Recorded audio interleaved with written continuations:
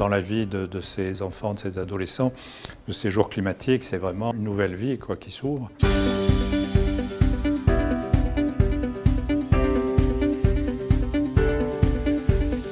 Ces enfants sont souvent hospitalisés, parfois en réanimation pour des crises très sévères. Une fois qu'ils sont en cure, il n'y a plus d'incidents sérieux au cours de leur séjour climatique.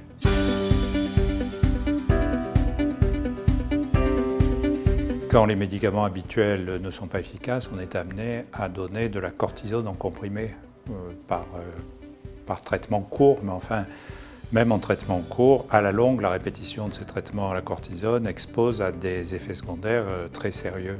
Et c'est un des grands bienfaits du stage en altitude, de la plupart du temps, d'arriver soit à arrêter complètement les traitements à la cortisone, ou en tout cas d'en diminuer la fréquence.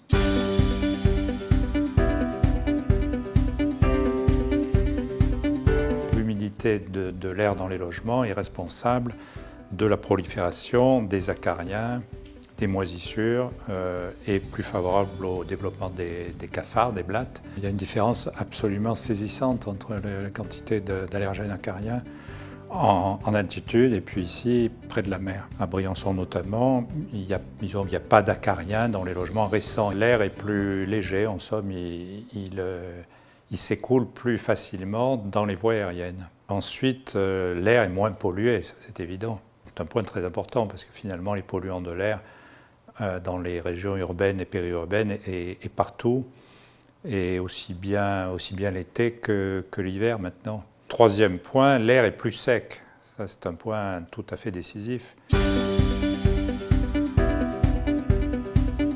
Dans un premier temps, ça peut être un séjour de courte durée, mais chez un certain nombre de ces enfants, c'est un séjour prolongé qui, au plan santé, en tout cas, leur est très bénéfique. Au cours d'une année scolaire, les enfants repartent chez eux.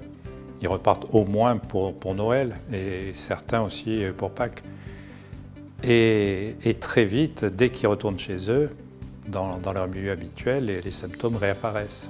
Donc on voit bien qu'il faut vraiment un temps de séjour à Briançon prolongé, enfin en tout cas pour les asthmes les plus sévères, pour que vraiment la maladie soit bien prise en charge et que le bénéfice se maintienne après, une fois que l'enfant retourne en pleine. Ah oui, on peut dire qu'ils ont une vie normale, puis ils ont une vie en plus très, très active, parce qu'une partie justement du temps périscolaire mis à profit pour faire du sport, faire des promenades, des activités sportives qu'ils ont beaucoup de mal à faire en pleine. Un enfant asthmatique est presque toujours un enfant qui a un asthme à l'effort, et donc qui ne peut pas du tout faire facilement des activités sportives. Sûrement, les traitements anti-asthmatiques sont pris de façon plus sérieuse quand on est en cure climatique que chez soi. Et les centres d'altitude, aussi bien d'ailleurs chez les enfants que chez les adultes, ont développé ce qu'on appelle l'éducation thérapeutique. C'est vraiment une chance pour eux, parce qu'ils sont bien encadrés, donc leur asthme est bien contrôlé.